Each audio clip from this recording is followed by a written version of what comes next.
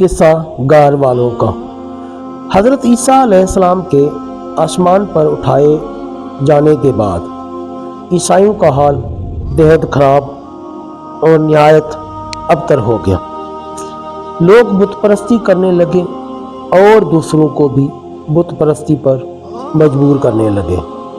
خصوصاً ان کا ایک بادشاہ دقیانوس تو اس قدر ظالم تھا کہ جو شخص بت پرستی سے انکار کرتا تھا یہ اس کو قتل کر ڈالتا تھا۔ اصحاب کہف شہر افسوس کے شرفا تھے جو بادشاہ کے معزز درباری بھی تھے، مگر یہ لوگ صاحب ایمان اور بت پرستی سے انتہائی بیزار تھے۔ دقیانوس کے ظلم و جبر سے پریشان ہو کر یہ لوگ اپنا ایمان بچانے کے لیے اس کے دربار سے بھاگ نکلے اور قریب کے پہاڑ میں ایک غار کے اندر پناہ گزین ہوئے اور سو گئے۔ تو 300 برس سے زیادہ عرصے تک اسی حال میں سوتے رہ گئے۔ دقیانوس نے جب ان لوگوں کو تلاش کرایا اور اس کو معلوم ہوا کہ یہ لوگ غار کے اندر ہیں تو وہ بہت ناراض ہوا اور فرط غیظ و غضب میں یہ حکم دے دیا کہ غار کو ایک سنگین دیوار اٹھا کر بند کر دیا جائے تاکہ یہ لوگ اسی میں رہ کر مر جائیں اور وہی غار ان لوگوں کی قبر بن جائے۔ مگر دقیانوس نے جس شخص کے سپرد یہ کام کیا تھا وہ بہت ہی نیک دل اور صاحب ایمان تھا۔ اس نے اصحاب کہف کے نام، ان کی تعداد اور ان کا پورا واقعہ ایک تختی پر لکھوا کر تانبے کے صندوق کے اندر رکھ کر دیوار کی بنیاد میں رکھ دیا اور اسی طرح کی ایک تختی شاہی خزانہ میں بھی محفوظ کرا دی۔ کچھ دنوں کے بعد دقیانوس بادشاہ مر گیا اور سلطنتیں بدلتی رہی، یہاں تک کہ ایک نیک دل اور انصاف پرور بادشاہ جس کا نام بیدروس تھا تخت نشین ہوا، جس نے 68 سال تک بہت شان و شوکت کے ساتھ حکومت کی۔ اس کے دور میں مذہبی فرقہ بندی شروع ہو گئی اور بعض لوگ مرنے کے بعد اٹھنے اور قیامت کا انکار کرنے لگے۔ قوم کا یہ حال دیکھ کر بادشاہ رنج و غم میں ڈوب گیا اور تنہائی میں ایک مکان کے اندر بند ہو کر خداوند قدوس عز و جل کے دربار میں نہایت بے قراری کے ساتھ گریہ وزاری کر کے دعائیں مانگنے لگا کہ یا اللہ عز و جل کوئی ایسی نشانی ظاہر فرما دے تاکہ لوگوں کو مرنے کے بعد زندہ ہو کر اٹھنے اور قیامت کا یقین ہو جائے۔ بادشاہ کی یہ دعا مقبول ہو گئی اور اچانک بکریوں کے ایک چرواہے نے اپنی بکریوں کو ٹھہرانے کے لیے اسی غار کو منتخب کیا اور دیوار کو گرا دیا۔ دیوار گرتے ہی لوگوں پر ایسی ہیبت و دہشت سوار ہو گئی کہ دیوار گرانے والے لرزہ بر اندام ہو کر وہاں سے بھاگ گئے اور اصحاب کہف بحکم الہی اپنی نیند سے بیدار ہو کر اٹھ بیٹھے اور ایک دوسرے سے سلام و کلام میں مشغول ہو گئے اور نماز بھی ادا کر لی۔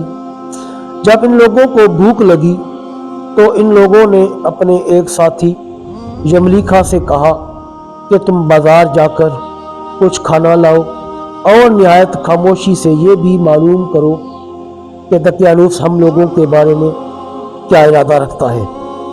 یملیکھا غار سے نکل کر بازار گئے اور یہ دیکھ کر حیران رہ گئے کہ شہر میں ہر طرف اسلام کا چرچا ہے اور لوگ اعلانیہ حضرت عیسیٰ علیہ السلام کا کلمہ پڑھ رہے ہیں۔ یملیکھا یہ منظر دیکھ کر مؤ حیرت ہو گئے کہ الہی یہ ماجرا کیا ہے کہ اس شہر میں تو ایمان و اسلام کا نام لینا بھی جرم تھا، آج یہ انقلاب کہاں سے اور کیوں کر آ گیا؟ پھر یہ ایک نان بائی کی دکان پر کھانا لینے گئے اور دقیانوسی زمانے کا روپیہ دکاندار کو دیا جس کا چلن بند ہو چکا تھا، بلکہ کوئی اس سکہ کا دیکھنے والا باقی نہیں رہ گیا تھا۔ دکاندار کو شبہ ہوا کہ شاید اس شخص کو کوئی پرانا خزانہ مل گیا ہے، چنانچہ دکاندار نے ان کو حکام کے سپرد کر دیا اور حکام نے ان سے خزانے کے بارے میں پوچھ گچھ شروع کر دی اور کہا کہ بتاؤ خزانہ کہاں ہے؟ جملی خان نے کہا کہ کوئی خزانہ نہیں ہے، یہ ہمارا ہی روپیہ ہے۔ حکام نے کہا کہ ہم کس طرح مان لیں کہ یہ روپیہ تمہارا ہے؟ یہ سکہ 300 برس پرانا ہے اور برسوں گزر گئے کہ اس سکے کا چلن بند ہو گیا اور تم ابھی جوان ہو، لہذا صاف صاف بتاؤ کہ معاملہ حل ہو جائے۔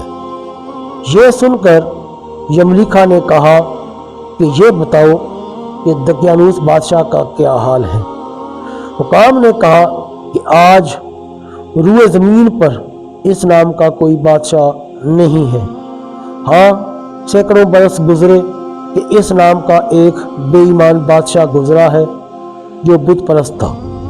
یملیکا نے کہا کہ ابھی کل ہی تو ہم لوگ اس کے خوف سے اپنا ایمان اور جان کو بچا کر بھاگے ہیں۔ میرے ساتھی قریب ہی کی ایک غار میں موجود ہیں، تم لوگ میرے ساتھ چلو، میں تم لوگوں کو ان سے ملا دوں۔ چنانچہ حکام اور عمائدین شہر کثیر تعداد میں اس غار کے پاس پہنچے۔ اصحاب کہف یملیکا کے انتظار میں تھے۔ جب ان کی واپسی میں دیر ہوئی تو ان لوگوں نے یہ خیال کر لیا کہ شاید یملیکا گرفتار ہو گئے، اور جب غار کے منہ پر شور و گوگا ان لوگوں نے سنا تو سمجھ بیٹھے کہ غالباً دقیانوس کی فوج ہماری گرفتاری کے لیے آن پہنچی ہے۔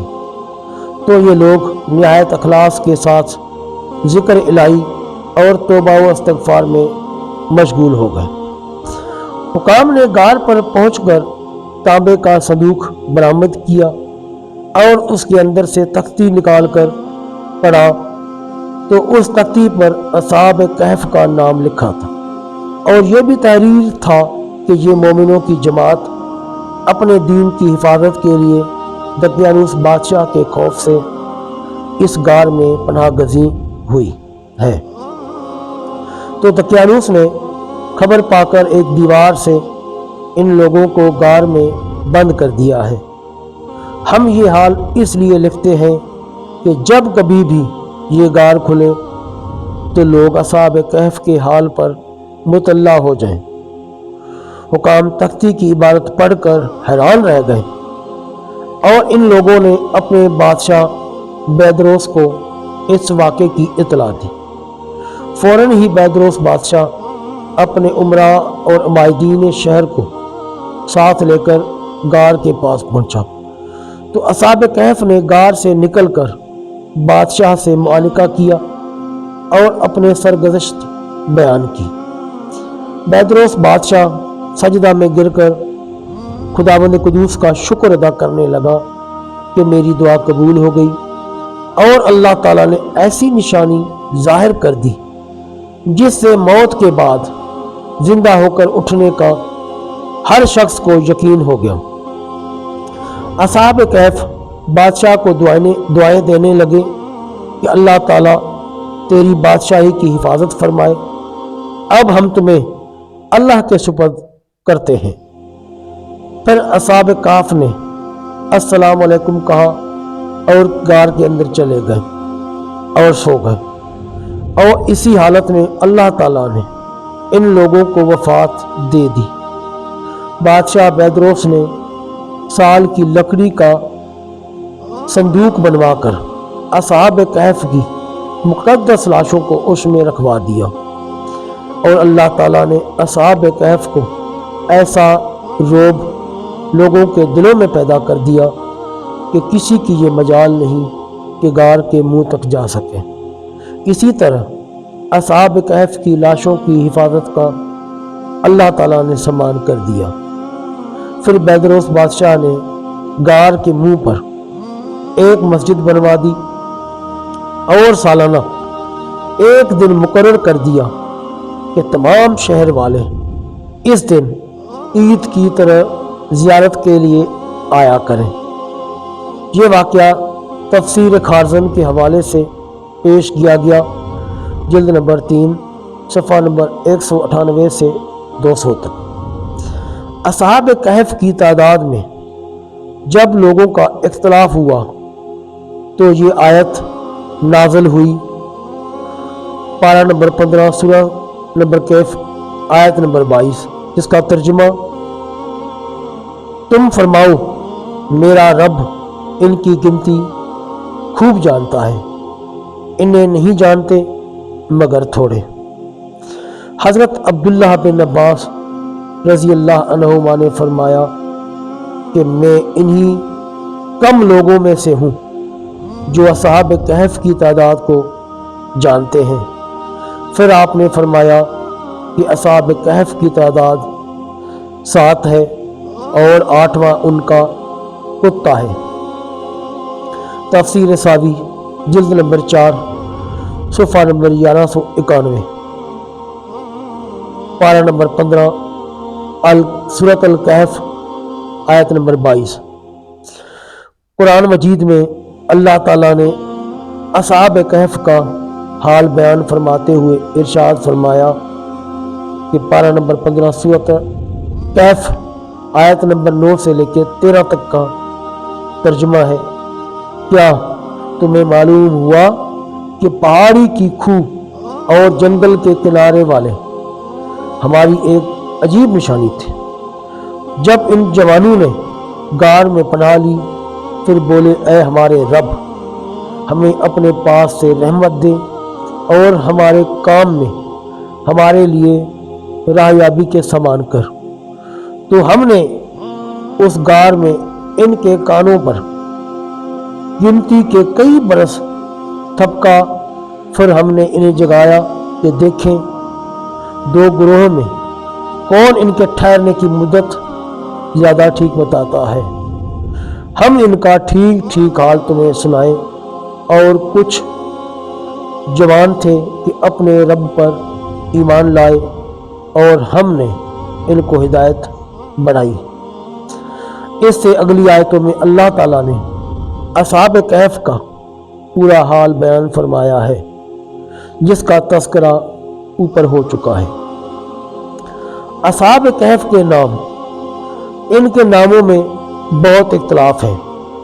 حضرت علی رضی اللہ عنہ سے روایت ہے کہ ان کے نام یہ ہیں: یملیکہ، مکشلینہ، مشلینہ، مرنوش، دبرنوش، شازنوش، اور 7واں چرواہا تھا جو ان لوگوں کے ساتھ ہو گیا تھا۔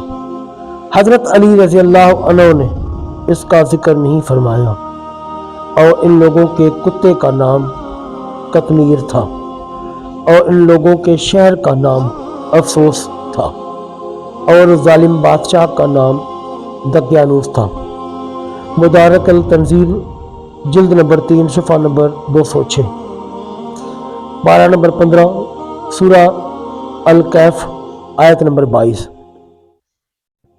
اور تفسیر ساوی میں لکھا ہے کہ اصحاب کہف کے نام یہ ہیں: مکسملینہ، یملیکہ، تونس، نینوس، ساریونس، زنوانس، فلسطیونس۔ یہ آخری چرواہے تھے جو راستے میں ساتھ ہو لیے تھے۔ اور ان لوگوں کے کتے کا نام قطمیر تھا۔ ساوی جلد نمبر 4 صفحہ نمبر 1191۔ اصحاب کہف کتنے دنوں تک سوتے رہے؟ جب قرآن کی آیت پارہ نمبر 15 سورہ کہف آیت نمبر 25 کا ترجمہ ہے، اور وہ اپنے غار میں 309 برس ٹھہرے، سورت نازل ہوئی۔ تو کفار کہنے لگے کہ ہم 300 برس کے متعلق تو جانتے ہیں کہ اصحاب کہف اتنی مدت تک غار میں رہے، مگر ہم 9 برس کو نہیں جانتے۔ تو حضور اقدس صلی اللہ علیہ وسلم نے فرمایا کہ تم لوگ شمسی سال جوڑ رہے ہو، اور قرآن مجید نے قمری سال کے حساب سے مدت بیان کی ہے، اور شمسی سال کے ہر 100 برس میں 3 سال قمری بڑھ جاتے ہیں۔ ساوی جلد نمبر 4 صفحہ نمبر 1193، قرآن کریم کی پارہ نمبر 15 سورۃ الکہف آیت نمبر 25۔